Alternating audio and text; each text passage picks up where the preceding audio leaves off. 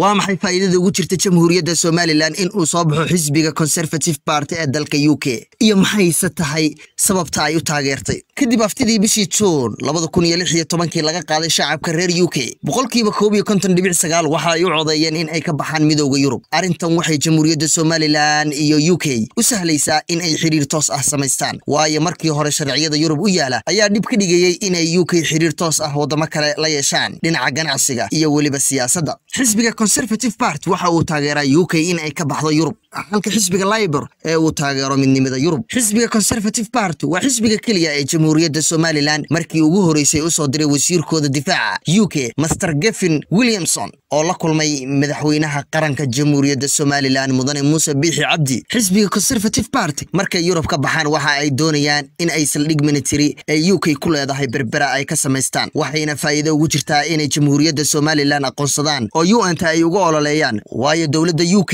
waa mid ka mid ah shanta veto power haysata mid ka mid ah xisbiga Labour waxa uu taageeraa midnimada Soomaaliland iyo midnimada Soomaaliya halka Conservative Party isaguna uu taageero goon isku taaga Soomaaliland in ay tahay mid muqaddas ah